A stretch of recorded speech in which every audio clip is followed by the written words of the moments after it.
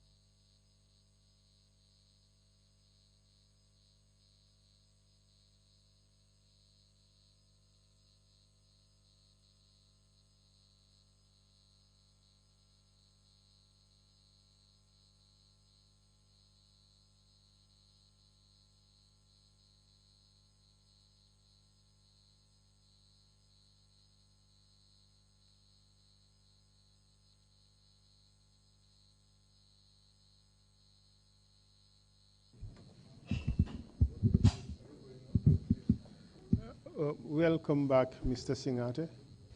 Thank you, sir.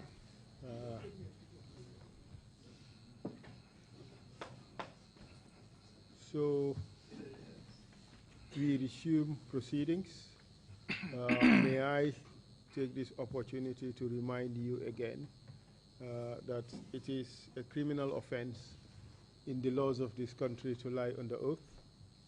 It is also an offense to provide false testimony to the Truth Commission. You understand that, sir? Yes, sir, I do. Before I resume the questioning proper, I just want to get this confirmation from you that you have received a document containing warnings informing you that, among other things, you have a right not to incriminate yourself. Do you recall that? Yes, I do. In your testimony today, you have clearly incriminated yourself in crimes. Yes, sir. Okay. And do we take it that you incriminated yourself in crimes in full knowledge of your right not to incriminate yourself, and the fact that you had previously been warned not to incriminate yourself? Yes, sir, I fully understand. Do you agree that you have been warned not to incriminate yourself by way of a document which you have signed prior to your testimony? Yes, sir. Thank you very much. So now let's proceed with regards to Alhaji Kebe.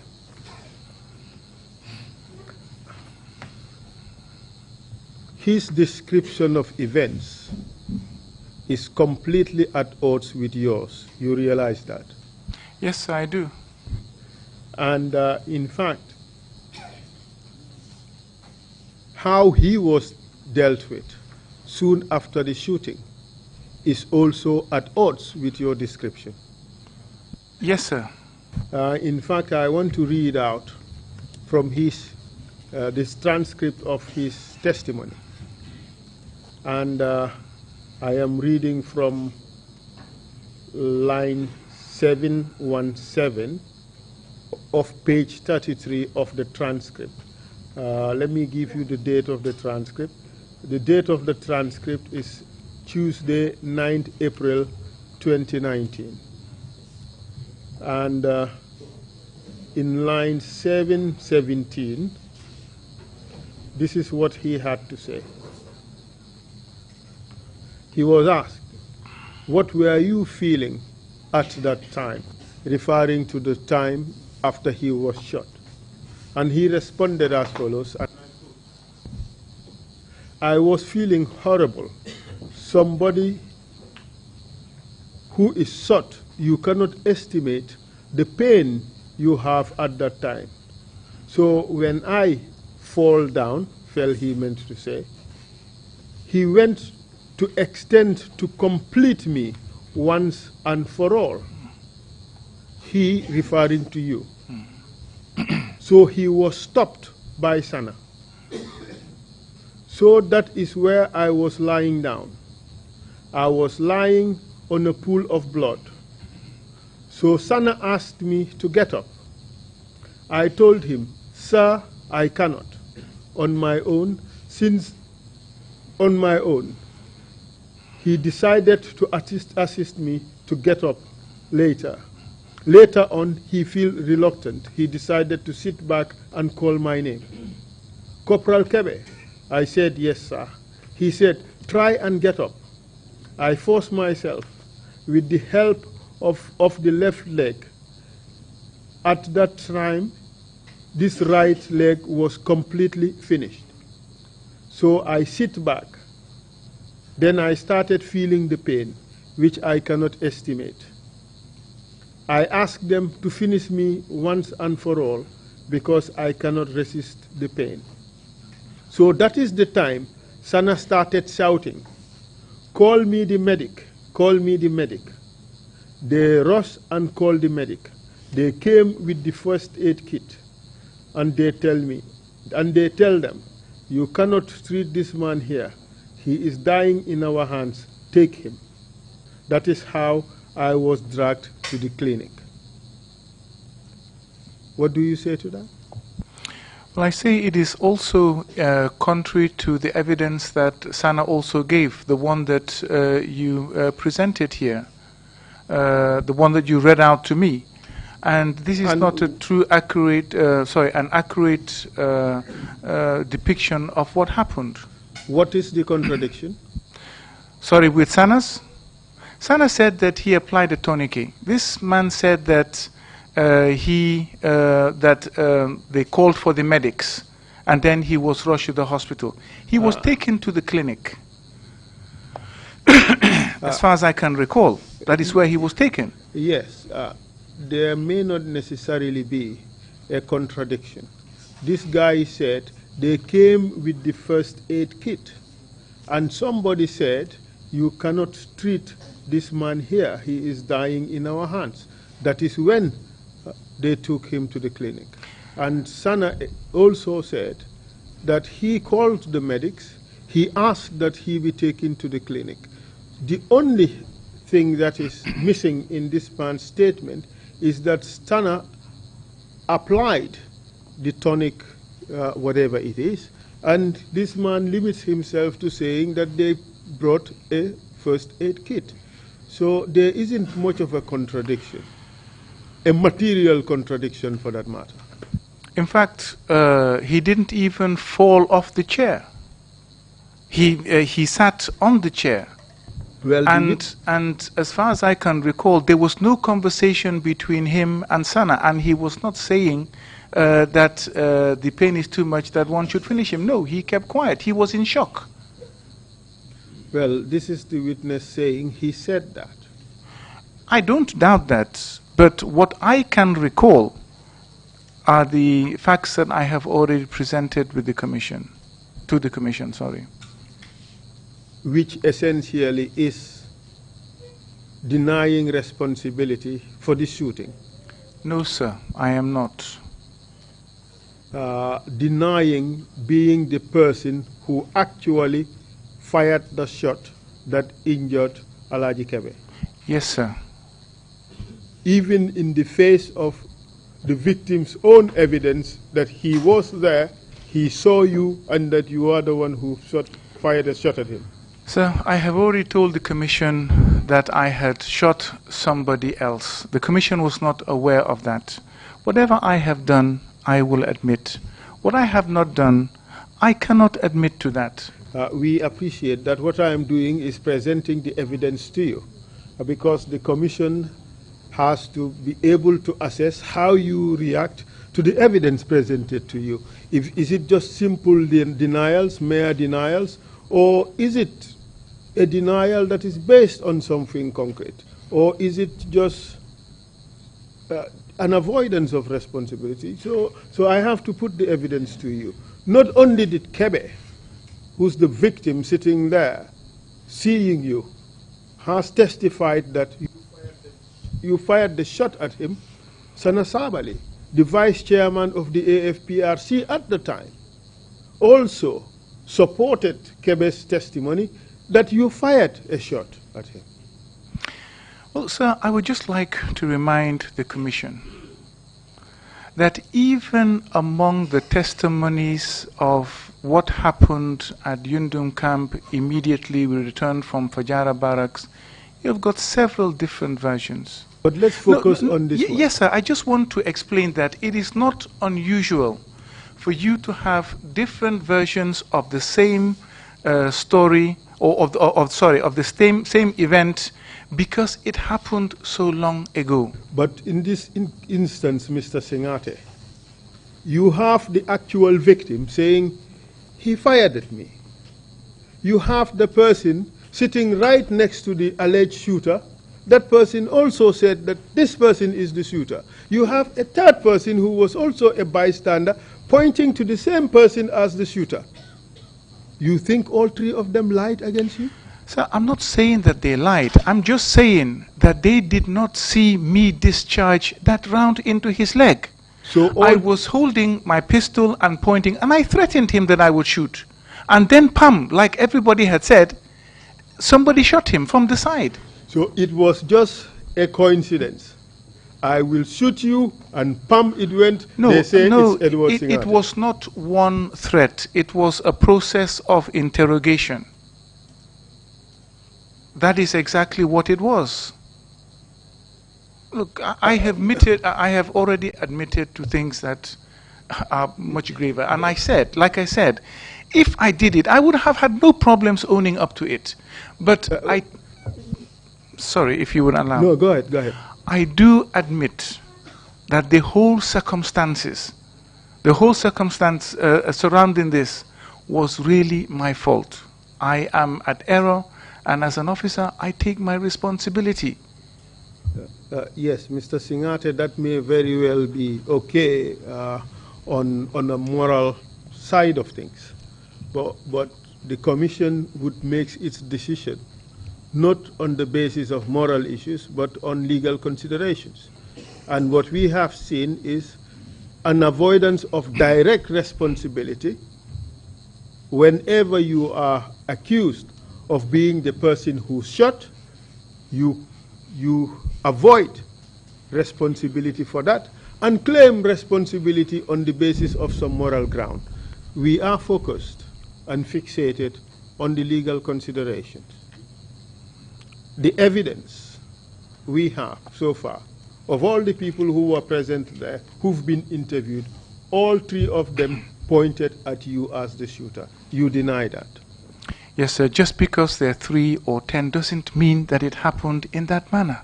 But it is more likely that their story would be more believable than the story of the accused person who cannot even identify who the shooter is.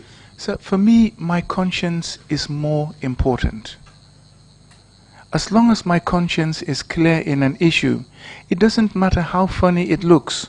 I will stick to what I know. Mr. Singhateh, is it conscience here, or is it an effort to run away from direct responsibility? Sir, I am not running away from direct responsibility. So the Commission has the evidence, and yes, the sir. Commission would make up its mind as to who the shooter was. But I just remind that in the face of 3 different types of participants in this process, the direct victim, the person who was right next to the alleged perpetrator, and another person who was present there, all of them pointing to one person as being the shooter. And that person conveniently said, I merely threatened, and as I was threatening, a shot went bam, it was in me, it was somebody else. It smells like that person is running away from responsibility. Sir, it's not convenience. The convenient thing for me to have done was to just say, yes, I did it, and apologize and beg for forgiveness. But that does not absolve one from responsibility, does it? No, it does not. But even within the face of this evidence, it also may not as well. In fact, I'm even going out on a limb, because if at all, at the end of the day, the Commission feels that, no, this man misled the Commission, I am in even more trouble. So I am just trying to state exactly the facts as I recall and what I know, even if it means me being seen in a light that is not good for me. Well, and even if it means somewhere down the line I will face the consequences. Just because there are some people who have said this is the way it happened doesn't mean that it exactly happened that way. Well, if the people who said it have a reason to know, they were present there, they saw it happen, they have no reason to lie against you, and they give this story which is consistent in every material particular, don't you think their testimony ought to be believed? Sir, I just know one thing, is that this commission has already received testimony about the killing of Fafanyang, about EMCC, about Bakari Kamara, which are completely divergent of one another. The same event, but so many different narrations. It's Basiru Kamara. Sorry, so many different narrations of the same event. Yes. So what I'm trying to say Mr. is Singhateh, that being such a long time ago, it is difficult to actually get the facts consistent from everyone. There would be some people who have seen it in a different manner. But whatever you may say with regards to the evidence about Basiru Kamara, EMCC, and Fafanyang, it wasn't even necessary to go into that because you have accepted giving the order. I'm not talking about myself. Just a moment. Yes. You have accepted giving the order for those killings, didn't you? Yes, sir, I did. Good. So it's not necessary to go into all those details any further. I was given an example. Yes. But on this particular one, and unlike the cases you've just identified, there is great consistency between the three witnesses, or among the three witnesses. All of them point to you as the shooter. And that is a fundamental difference, isn't it? So you know what my concern is? That somehow on certain events, there is an uncanny consistency, whilst other events there is complete divergence of views. But isn't that natural, Mr. Singhateh? That is isn't exactly what I'm coming to say. That is because it is normal. natural, then why are you giving that these three testimonies more weight than what I said? I can only tell you what I know. But isn't that only natural, Mr. Singhateh? Sir, you have three witnesses, all of them give a story that is strikingly similar and consistent against the statement of the accused or the person being accused, which is a mere denial. What is more likely to believe? Sir, vis-a-vis the time that has passed and the so many different stories that have come out subsequently, definitely it is odd that that such a thing has happened. Because I know for a fact. What is odd that has happened? No, what is odd is that these three have, well, in fact, Fati's testimony is not consistent 100% with either of them. In the material elements, they are consistent, 100%. Yes, but you cannot just cherry pick the evidence. You have to take it within context. Mr. Singhateh, we are all lawyers. Yes. We're both lawyers. We all know that you focus on the relevant and material parts. You don't have to focus on every little element. You don't have to focus on all the nitty-gritties. You have to focus on those material bits and not everything. In every situation, when two people see something, they all see things differently. Sir, facts that are relevant to the fact in issue Exactly. are Facts relevant. that are relevant. Facts that are relevant to the fact in issue have to be taken into consideration. And that is what I'm trying to point out. The surrounding facts that are relevant to the fact in issue, which is the shooting, are inconsistent. And I would like the Commission to look at that, not just look at... Mr. Singhateh, what is consistent is the fundamental issues. Who pulled the trigger that shot the victim? That is the material issue here. And all three witnesses are consistent and referred to you. If you deny, you continue to deny, we would leave it at that, and the commission would make up its mind. But it looks like that it is more likely that the evidence of these three consistent witnesses is more believable than the evidence of the person who is accused of having committed the violation, who offers nothing else beyond I merely threatened and coincidentally bang, the person is hurt. So, you know, I'm aware of all of this. And like I told you, I could have easily taken the easy route out. But is that the easy if I way out? stand by my... Of course it is. Because this back and forth and this cross-examination making me appear as if I'm not telling the truth before the whole world is not the easy way out. Does it look like you are not telling the truth? Because that is what you are trying to insinuate. But does it look like it? That you're not speaking the truth? That is what you are insinuating. Perhaps that is a conclusion to be drawn from this. If you want to draw your conclusions... No, I don't draw the conclusions. That is for the commission to draw. Yes, but you have already drawn some conclusions with regards to me. And no, I have not. I have just presented the evidence to you and made a proposition to you. These two stories, the three consistent stories of these three witnesses, a victim, somebody who was there with you during the interrogation, and the spectator, all three of them say you did it. And you sat there and saying, well, it just happened when I was threatening him, but it wasn't me. Which of these two stories is more believable? Well, sir, now you're trying to trivialize my testimony. No, I am characterizing your testimony as it is. But, sir, you are not supposed to characterize my evidence. You are supposed to present it, analyze it, and present it to the commission, sir. But it is my job to put propositions to you. And in putting propositions to you, I cannot do it in a vacuum. It has to be in a particular context. And that is why I have to characterize the evidence as I see it and put it to you. It behoves you to answer which way you want. You either accept the proposition or you deny it. That's the way to conduct a cross-examination, isn't it? What I want to know is the purpose of the proposition. Is it that you feel that it is going to change my testimony for admission? But possibly. I would expect candor, yes, in the testimony.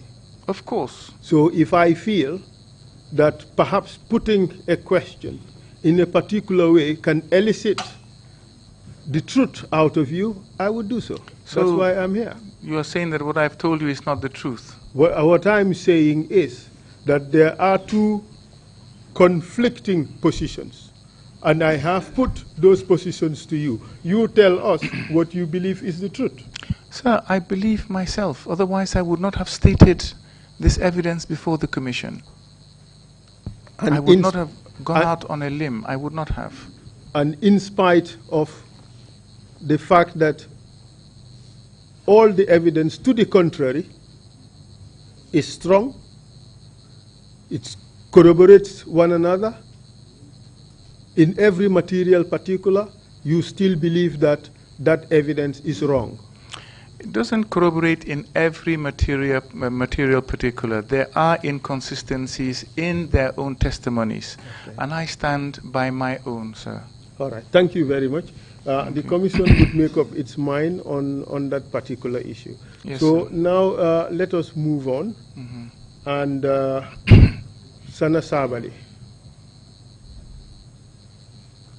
He was subsequently arrested, wasn't he? Yes, sir, he was. Can you tell us what happened? Yes, sir. Prior to Sana Sabali's arrest and detention at Mile 2, I will say a number of weeks. I cannot remember exactly how long. Jammeh was, well, he had informed me that he believed that Sana wanted to launch a coup, that he was going to unseat him, either he was going to shoot him or tie him up and take him to Malta to depose him. Yes, sir. What you said is that Jammeh told you that Yes, sir. he believed. Yes, sir. Did he give you any evidence to support that belief? Well, as time, he kept on informing me of his fear of what was going to happen. It was something that was constant, that that Sana was going to take over.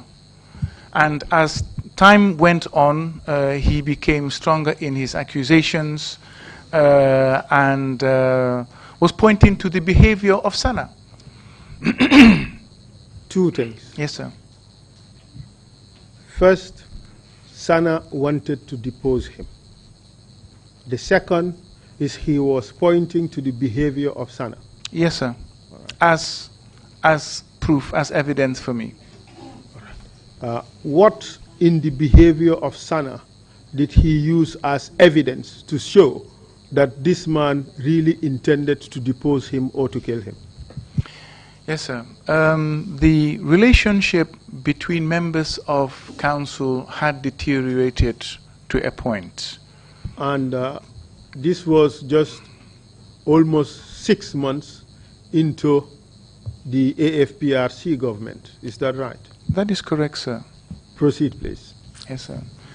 In fact, I think I said yesterday that even the selection of council, the manner in which it happened, might have been the starting point for animosity. Animosity between who and who? Yes, between Jammeh and Sana Sabali, and between Sana Sabali and myself. And your relationship with Sana, personally, did Yes. it in fact deteriorate further?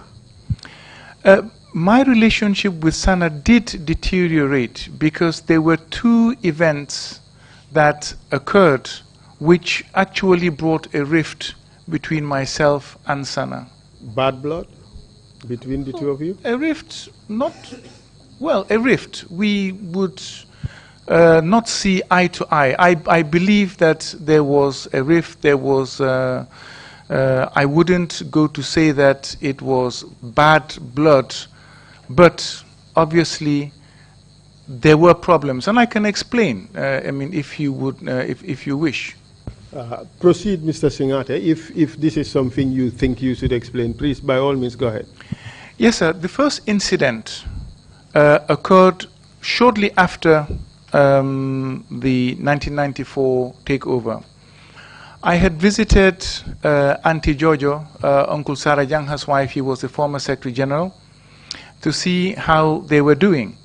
And Auntie Georgia had complained that her Mitsubishi Gallant had been seized by Sana Sabali, and that it did not belong to government. And it was seized because he believed that it was a government car. And I promised her that I would do my best to retrieve it because I knew it didn't belong to government. She was a genuine businesswoman, and the car belonged to her. So when I approached, am I speaking too fast for the interpreters? Yes. Or is it fine? Yes. Okay, they said you're fine, but Okay. if you can slow down a bit. Okay, Thank sir. you. Yes. I'm sorry. So when I approached Sana, he told me no, that the car belonged to government. So I tried to explain, and we disagreed. It was an exchange of words. Now, ordinarily, he's my senior. He was senior to me in the army, he's senior to me in government. I should not have.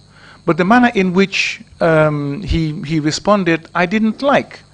And so I felt that I needed to put my points across, and it didn't end that well. He refused to release the vehicle, and that was it. Now, secondly, the second incident was also involving another vehicle, but this one was closer to home. This one involved my family.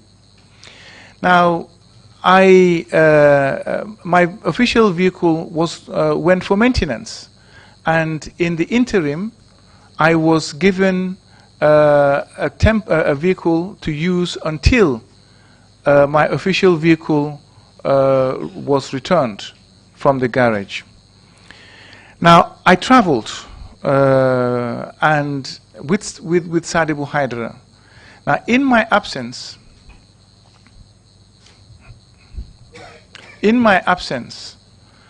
I understand that he called the house and got my brother Peter, and he demanded the vehicle. And Peter told him, well, I'm sorry, sir, when Edward travels, he gives the key to the official vehicle to my mom so that it would not be misused by any of the soldiers in his absence. And my mom would not even relinquish the key to me. And Sana Sabali got mad. He said that that Peter should tell my mother to release the keys immediately, and then he hung up. But it didn't end there. I think he called again and then demanded the vehicle, and Peter told him, well, my mother still has not released the keys. So what Sana told Peter was, look, if your mother does not release the keys, I will send a truck of soldiers and they will come and arrest your mother and the key. So Peter had panicked, because I leave my number whenever I travel. By then there were no mobile phones. You call the house and leave your number. They called and informed me of this. And he begged me, just release the vehicle back to Sana. So with my family's security at stake, and me not being there, and Peter not being a council member, just a mere officer in the Gambia National Army, I asked my mother to release the key and the vehicle, which was done. But I called Jammeh and I complained, and I told him that, look, this is what is happening. Are we not all supposed to be a family? How can a colleague threaten my mother of all people? I am not accepting this. I cut the mission short. We came back. Immediately I landed and Jammeh knew that I was around. He sent for me and we had a meeting in his office together. I can recall, I know Sadi Buhaida was there. I was there, Sana Sabali was there with Jammeh. I cannot recall Yankuba. It's possible he was there, but I'm not sure. So I confronted Sana. And I addressed him very bitterly because I was hurt. He apologized though, but the damage had already been done.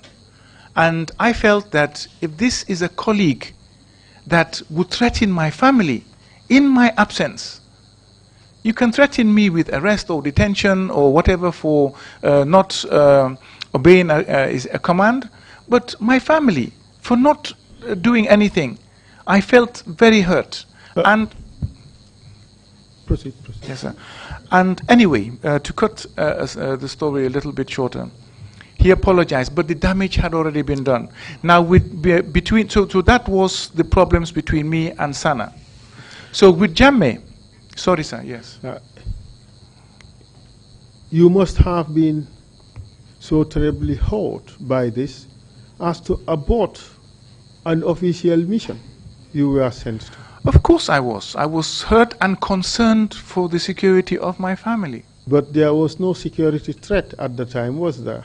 Well, if the vice head of state tells your family that he's going to come and arrest a key with a truckload of soldiers, that, of course, is a security threat. I understand that, but that threat was already averted by handing over the vehicle and the keys, wasn't it? But nonetheless, we all knew of Sana's erratic behavior. But the mere fact that this threat was already neutralized and you still decided to abort that mission because you were that angry, doesn't it reflect a little bit of an extreme behavior on that occasion? Absolutely not. You In think, fact, you no. think that was measured action? Well, sir, I felt that I needed assurances. I needed assurances that my family were safe. And coming back on the ground and getting them was the only thing that I could do. Couldn't it have waited? Waited. My mother, my family, soldiers. It could not. But this threat was not imminent. The threat was averted. As far as I was concerned, the mere fact that it was made was an indication that we were not safe. I didn't know where this was going to end up. If it was for a mere vehicle, a key, it could be for something else that I might not know. So I needed assurance and, assurance that we were safe, we were okay, and this was not going to happen again. So I immediately cut short my mission. You think that that is not extreme anger, that is measured action. That's what you think? Wherever I travel in the world, if my family is threatened or they feel threatened, I would travel back to make sure that they are safe and they are also reassured. Remember, it's not only about me, it is also about my family. If my mother and my wife and my children do not feel safe, I have to reassure them. But this is the crux of the matter is, does it really matter for you whether the threat is imminent or whether the threat is averted already? Does it make a difference to you? Of course it does, but this was persistent because Sana Sabali was there, and if he could go to that extent, then he could do it again. So that's why I needed assurance. I needed to allay the fears of my family and also have my own assurance that this was not going to happen again. Your family being threatened. I'm not talking, if it was myself, I could understand, that's fine. But my family, that alone is extreme and unacceptable. You have deep-seated anger against Sana for that, correct? I know where you are trying to drive, but that is not the case. It had nothing to do with any judgment in the future. I know what you're trying to do, sir. Mr. Singhateh, maybe you're trying to smell too far away. No. We are here now. We are here, and we will reach there in a few minutes, and you will raise it again, and everyone is here. We all know the drill. Absolutely, so sir. Anticipate the questions and deal with them. But it's quite obvious, isn't it, Mr. Singhateh, that there was bad blood between yourself and Sana Sabali during this period? Like I had said, he apologized, we made up, but my trust in him had dwindled and there was a rift. This is the way I put it, this is the way I see it. If you interpret it as bad blood, I didn't look at it as bad blood at the time. We would have still gone into combat together if we had to go into action subsequently, and I would have followed his orders and stood by him as my commander. I would have done that as a loyal soldier. And with opportunity also to stick the dagger at him, you probably would. Oh, no, sir. I take exception to that, sir. Well, let's see what happens afterwards. No, sir. We will not see what happens afterwards. I'd never stabbed anyone in the back, sir. I am not suggesting that you stab anybody in the back. No, but you said, and take the opportunity to do so, sir. That is a bit expensive.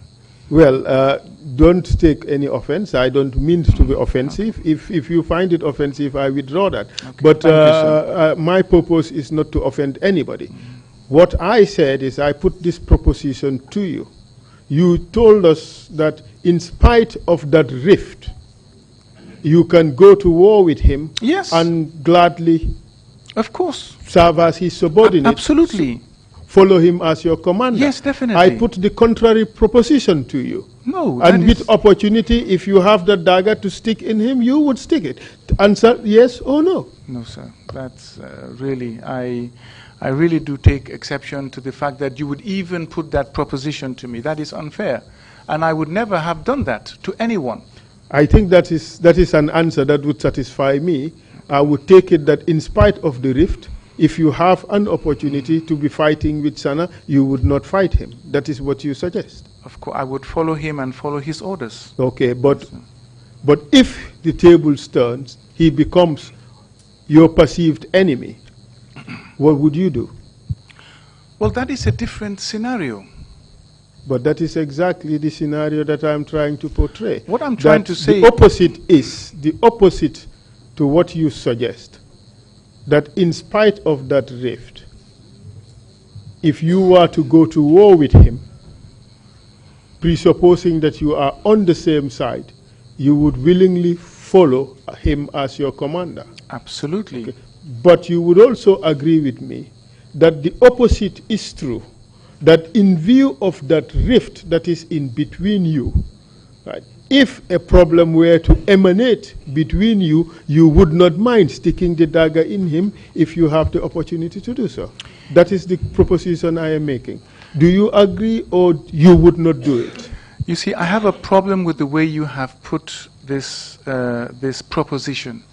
First of all, the idiom sticking the dagger to him means to betray somebody.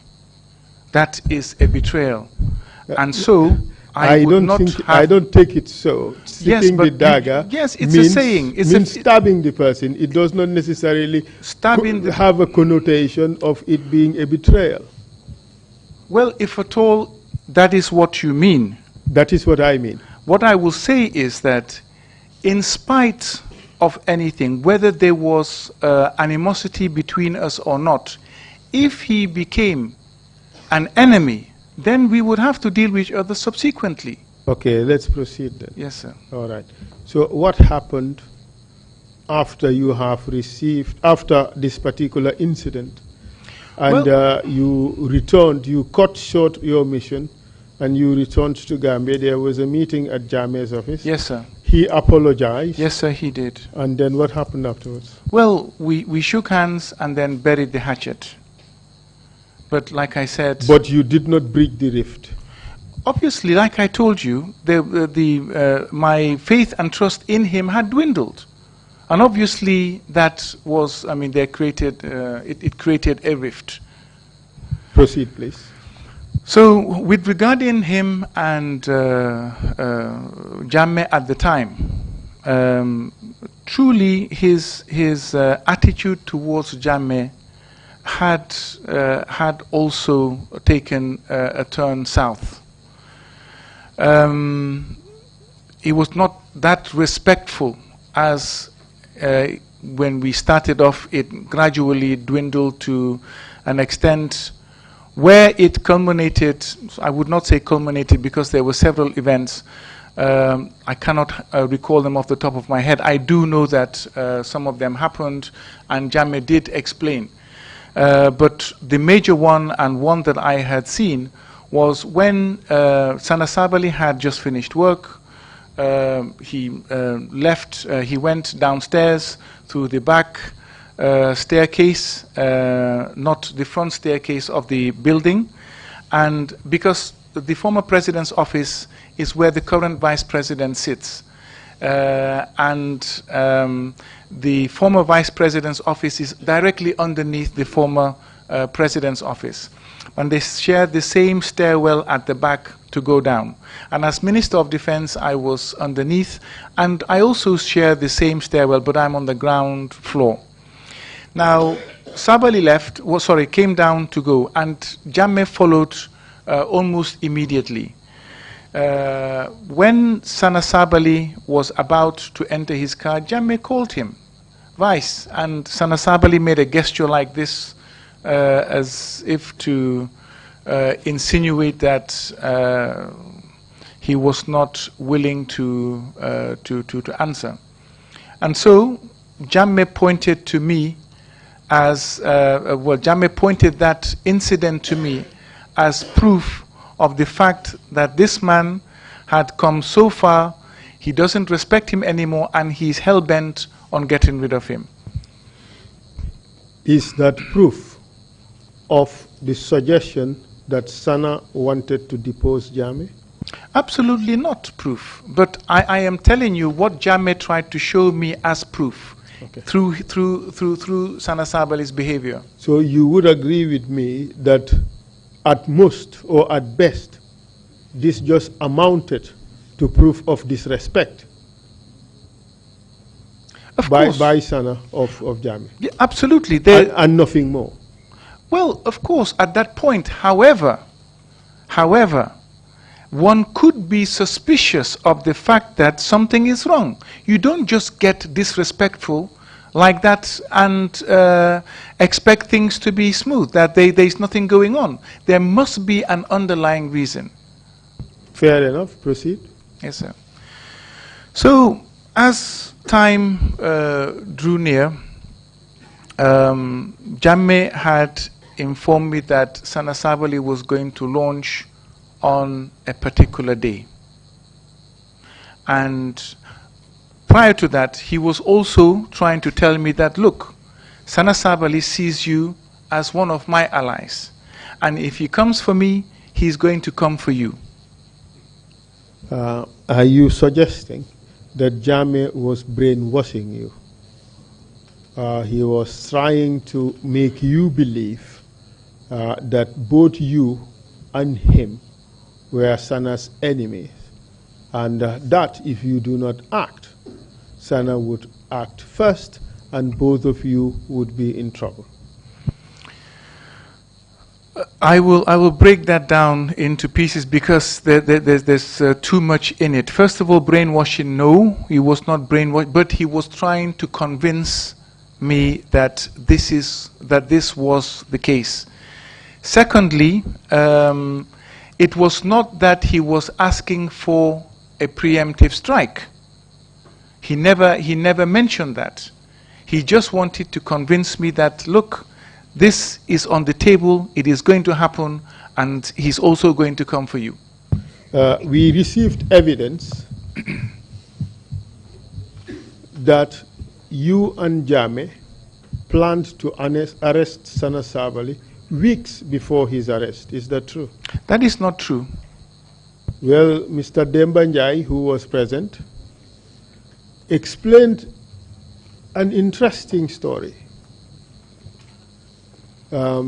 He said, taking it from the top of my head, that it was close to Sana's naming ceremony, and he was at State House. You and Jammeh were walking, and he was behind you. And Jammeh was to select a ram that he was going to send to Sana as a gift for his naming ceremony. And behind you, he had the two of you conversing. You told Jammeh, according to him, that, but sir, we have to do it now. And Jammeh said, let's wait after his naming ceremony. What do you say to that? That is completely false. But strangely, Sana just got arrested a day after his naming ceremony. Yes, sir. But this statement uttered by Dembanjai is completely false. It is not true. Well, anyway, what I can tell you is that the ram that I am aware of was not for Sana's naming ceremony. It's possible that one was sent, but the ram that I am aware of was a charity that Jammeh wanted to take out to subdue both Sana Sabali and Haidara. And I will tell you what he did. Like the Black Bull, was it? No. This was not, well, like what he did. He took me, in fact, Dembanjai was not even there. But what he did, he took me, I think there was Khalifa Bajinka and a couple of others, into the garden behind the State House itself, the house. And he told me that he was told by a Marabu or so that he should bury the ram, that these people were going to come for him, but he should bury the ram. And if the... Dead or alive? I'm coming, yes. He should bury the ram alive. And if the ram resists and shakes, then obviously there would be heavy resistance and fighting. Cruelty to animals. It was sad. If the ram does not, then everything would go smooth and they would be arrested. So they dug the hole, a couple of his orderlies, I cannot remember who and who, they put this poor ram inside and buried it. That's what they did. And Edward Singhateh, what did he do? My boss is taking out the charity. What am I? He believes in this thing. He believes in it so much that he doesn't do anything without doing charity. What can I do? I couldn't save the poor ram. Your boss was doing cruelty to animals. Yes, And exactly. you were there, you sat there and said nothing? I'm just asking questions, Mr. Singhateh. He believed that that had a direct connection with his own security and livelihood. So I don't think it would have even been wise to interfere. What I can assure you is that I abhor cruelty to animals. I don't even kill my own Tobaski ram. It's killed by somebody else. So, after the charity, sorry sir, yes? Demba Njai, he did not talk about a charity, especially one as graphic as burying a ram alive. He talked about a ram being sent to Sana Sabally as a gift for his naming ceremony, which was a few days later. But at that time, he said, the two of you planned to arrest Sana Sabally. That is not true. The ram that I'm aware of is what I have explained. I'm not aware of the ram that he sent. I'm just not aware of it. I don't doubt that he might have, but I am not aware of what he sent to Sana Sabally.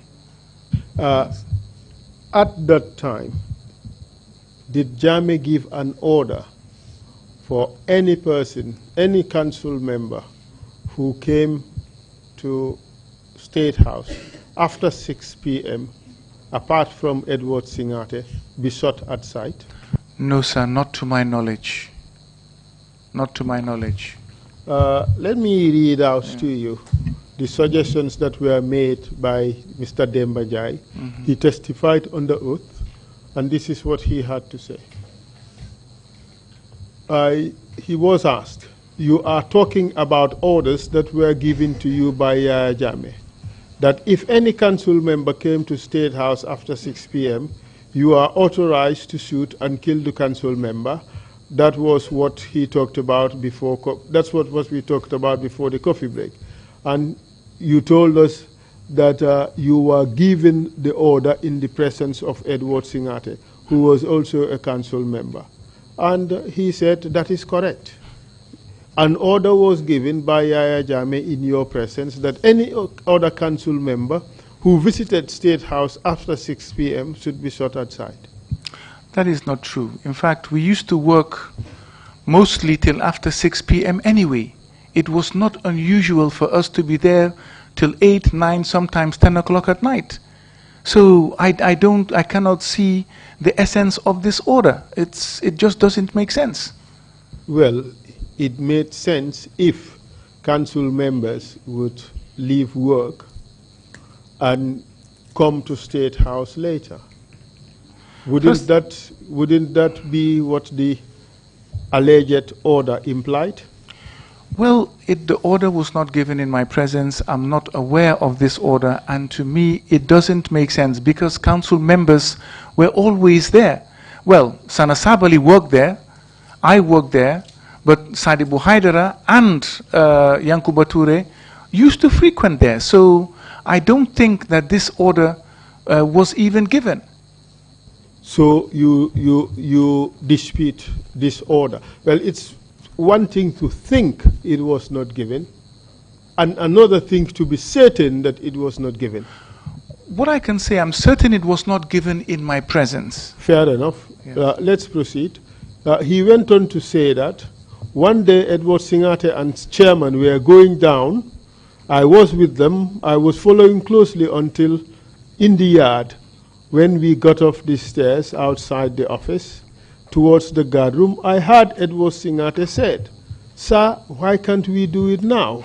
This is just the statement that I paraphrased to you. And Yaya Jammeh said in Wolof, Haral be after ngente bi. That is what the witness said. That too is false in your view. That is false. I never asked Yaya Jammeh to arrest or tell him, why can't we do that at any point in time.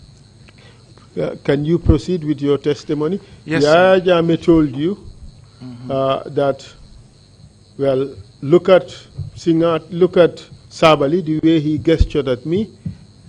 This is evidence of what he wants to do. Take it from there. Yes, sir. Like I said, he had constantly insinuated that this was going to happen. It was imminent. In fact, let me, I forgot one little detail during this Ram episode. He also stated that Yankuba was also part of it. But I told him, sir, Yankuba, I don't believe so. I don't think that Yankuba would involve himself in such a thing. He's not that violent in nature. And moreover, if he was part of it, he would have been here. But at the time, Yankuba was on a mission in Libya. And I also reminded him that, well, if you go ahead and blame Yankuba and Haidara and Sabali, and eventually something happens and you arrest Yankuba, there's going to only be the two of us left. But yes, at this stage, Jammeh hasn't given you anything concrete to back his claims. That is why even with Yankuba, that is exactly what I said. It was even getting worse, because with Yankuba, there was nothing to believe that he was involved at all. Proceed, please. Yes, sir. So, okay, Sana Sabali's naming ceremony came and went. I cannot remember whether it was the following day or the day after. No. In fact, it was not the following day.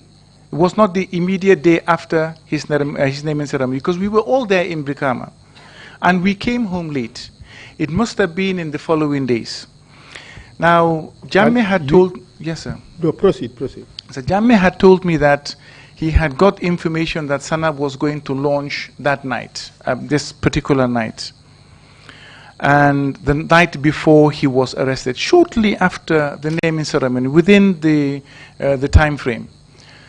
So he told me that he was going to come for me first with Sadibu Haidara, and then after me he was going to go and attack him in Banjul. So I stayed outside with my guards within the compound all night waiting for this imminent attack, and it never came. Intermittently, Jammeh would call on the landline, which I could hear from where we were, and I would pick it and then tell him that no, there is no Sana. You know, this happened until shortly before Fajr, I believe, around Fajr, and he called again, and I said, no, there's no Sana. He said, no, he's going to come and then close the bridge and then attack State House. So did he give you any basis of his knowledge, the source of his information? Did he provide any? Well, he told me it was intelligence that he received. I don't know whether it was from the NIA or whether it was from military intelligence. I really don't know, and I did not ask. As Minister of Defense, yes, wouldn't you be entitled to receive such intelligence? I ordinarily should have been. However, there was a system whereby the intelligence personnel report directly to the head of state. Yes, but that is true, because the intelligence unit is under the office of the president.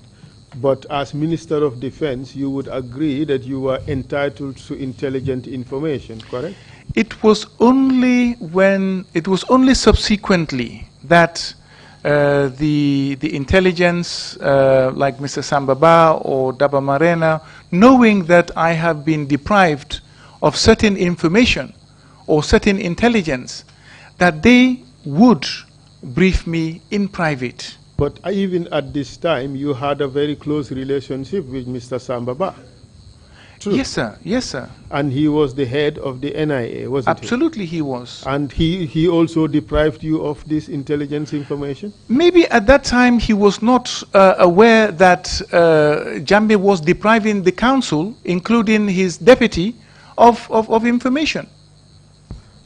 But that is quite interesting. That is quite interesting because as Minister of Defense, you are entitled to that information anyway.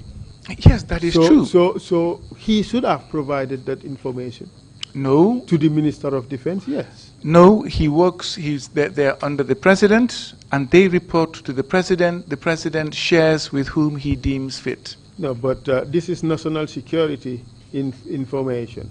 Obviously, the Ministry of Defense or the Minister of Defense ought to be informed. I am quite sure up till the time that he left, there are certain things that didn't go anywhere. He was the only one who received the information and kept it or dealt with it as he deemed fit. But seeing that up to that stage, Jammeh has not given you anything concrete, anything that is different from the allegation against Yankuba Toure, which you did not believe anyway. Didn't you think it was necessary that you inquire further? I didn't inquire. I didn't believe him 100%. I was taking things as they go. Wasn't it prudent that you did so, that you inquired? About the coup? About the alleged plot against Jammeh? Yes. Well, as long as Jammeh was feeding me, I felt that perhaps he was getting information perhaps from a credible source, or whether it was intelligence, actual intelligence, or information or rumor. But I honestly did not inquire, and I did not try to get to the bottom of it. Definitely I didn't. Proceed, please. Yes, sir. So, yes, sir. Go ahead. Then the night before, like I said, after Fajr, around Fajr time, he called and told me that, Sana Sabali, should I allow you to prepare whatever you're going to throw next? Don't be. It's all right, Mr. Singhateh. No, it's not all right. The questions. I'm the one who receives the stones, so okay. Don't worry, the stones would be thrown at the right time. You see, if you just admit the truth, the stones wouldn't land very heavily. Sir, Thank you. I am giving you the truth. Thank you, Mr. Singhateh. Proceed, please. Yes, sir. So, after he informed me about Sana intending to take the bridge, I went ahead to the bridge with my orderlies. And Sana Sabali passed at his usual time. There was no event. So I followed to State House some distance after, and then I told Jammeh that no, we never did anything and he's in his office. And then Jammeh told me that no, he's going to launch it. Yes, he's going to launch the coup. So for the first time, Mr. Singhateh, yes, sir. At this stage, you and Jammeh plotted to disarm Sana Sabali. No, sir, not at that point. Let me explain. Yes, let me explain. Listen to the question, okay, sir. And you answer. At this stage, Sana had gone to the provinces with a cache of weapons, and he had returned. You made an effort with Jammeh to have him disarmed or to have him stripped of those weapons, didn't you? No, sir. Let me read out to you what Sana Sabali had to say. Yes, sir. And in fact, I have your NIA statement on that. Okay. Here he said as follows. I asked him, what was, before this, what was your relationship like with Edward Singhateh? And he said, okay, if I should fast track, that is to move forward a bit on issues, he said, the next day, that very Thursday, it is later I had to recollect and put dots together. Then I knew, yes, that was. I asked, what did you know when you connected the dots together? He said, because he came in the morning. He said, we have to hand over the weapons because the civilians are afraid of these weapons in the State House. And of course, we were dealing with civilians. The transcript reads, we were doing with civilians. So that must be a mistake. It should be, we were dealing with civilians. So I complied. I said, I would bring the weapons in the afternoon. So when I went home, I asked the guards to bring out these weapons, clean them, and take them back to the armory in State House. Is this true or false? No, sir. What Sana is referring to right now is completely different. These were heavy weapons. They were support weapons. They were not the normal weapons that he and his soldiers would carry. So they needed to be returned to the armory. They're not weapons that you can even use in close quarter combat, and they would not have been effective in State House. So it's completely beside the point. No, it's not beside the point. It is. The question I asked? Yes, sir. Is that, did you and Jame at that stage make an effort to remove weapons from Sana Sabali, those who are in his possession? Sir, the weapons that were retrieved were support weapons. The 12.7 millimeter anti-aircraft. But these are weapons nonetheless. Yes, but they are not weapons that are ordinarily in the possession of Sana and his people. They maintained their weapons. Mr. Singhateh, yes. I am not questioning the lawfulness. No, it's not about the lawfulness. Just hear me out. I'm not questioning the lawfulness or the reasonableness of your demand for him to surrender the weapons to the armory. I'm not questioning that. The question I asked is, did this happen as a matter of fact? What happened as a matter of fact was that the support weapons were requested to be kept. But I want to make one important point, because people listening, or perhaps members of the Commission, might feel that Sana Sabali was disarmed. He was not disarmed. Those support weapons were not meant for everyday use.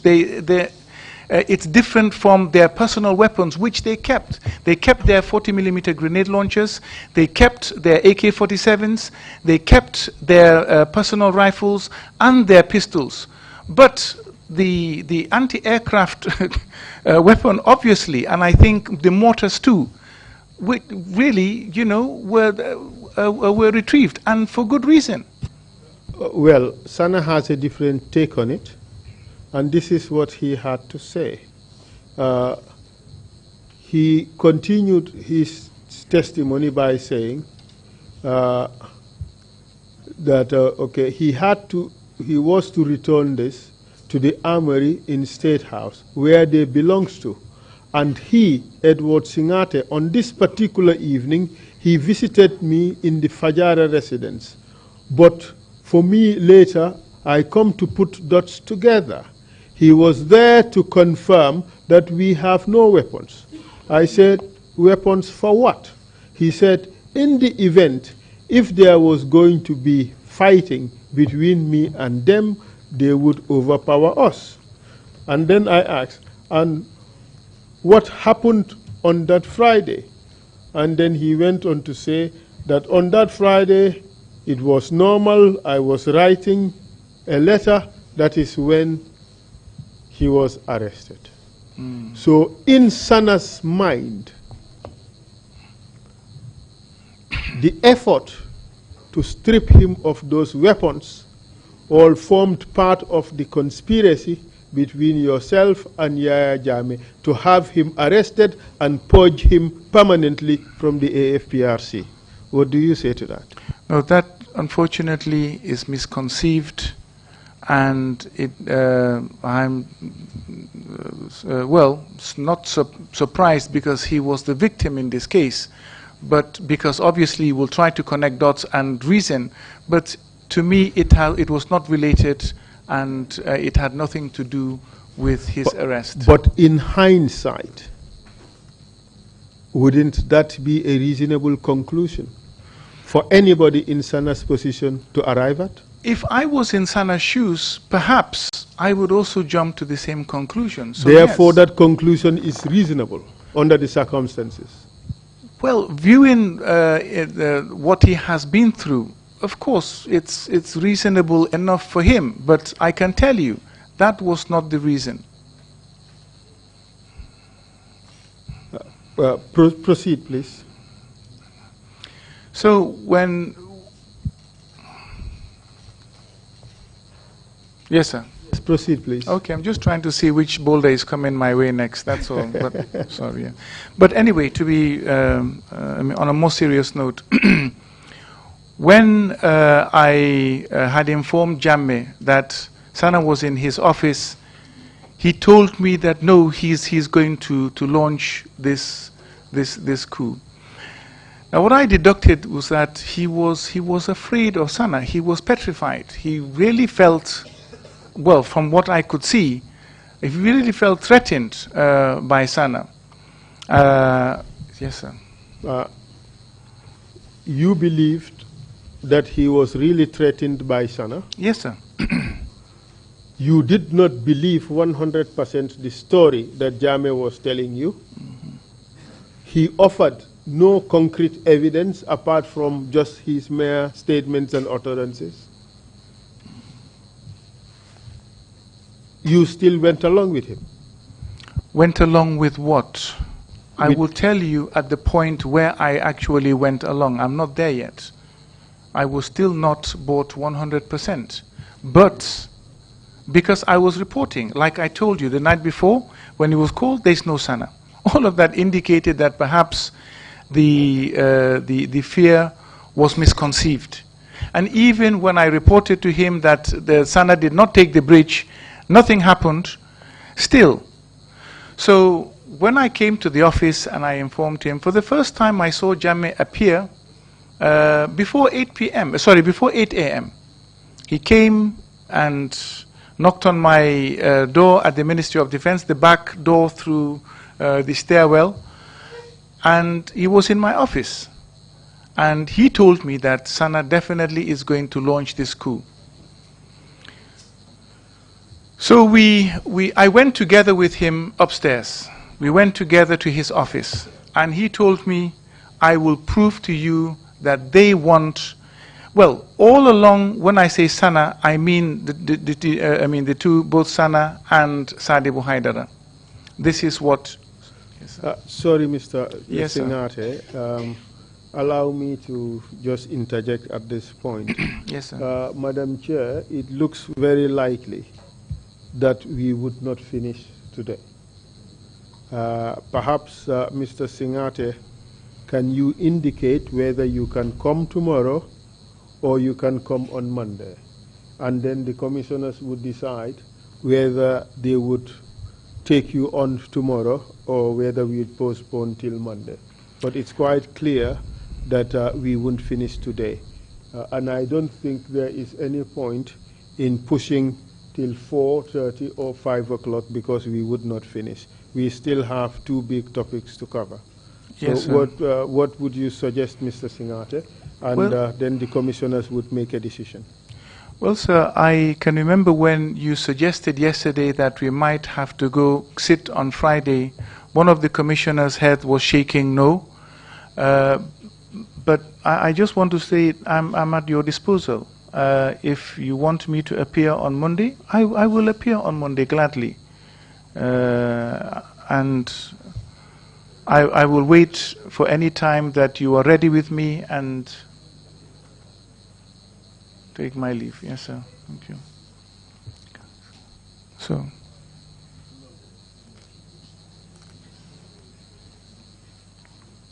Madam Chair? In the meantime, you can also have my passport, just in case you think that I'm going to go somewhere that I'm not supposed to go. But Mr. Singhateh, you know me, you know I wouldn't be needing it. Well, it was taken at the beginning, so I'm just wondering But whether you still back, need it. Giving back at the beginning. It's just a confirmation whether you trust me enough to stay around. If I didn't, it wouldn't have been given back in the first place. Okay, sir. I definitely will wait until the commission sits, and then I will gladly appear. Thank you. You are available on Monday, are you? Yes, sir. Yeah, sorry, yes, ma, I am. Yes, ma. Lead counsel?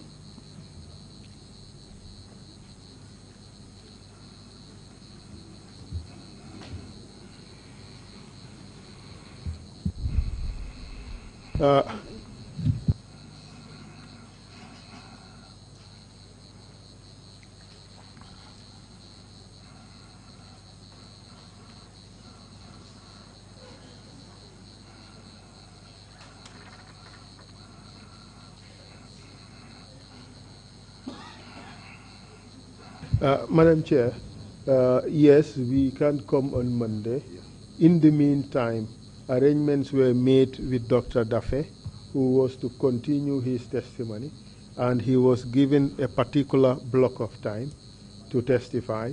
But we would make arrangements and see if it's not possible to have his shifted, then we would have Mr. Singhateh interpose Dr. Dafe and thereafter proceed with Mr. Singhateh if need be.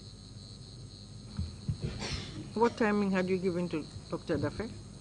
Second session, I think, on Monday.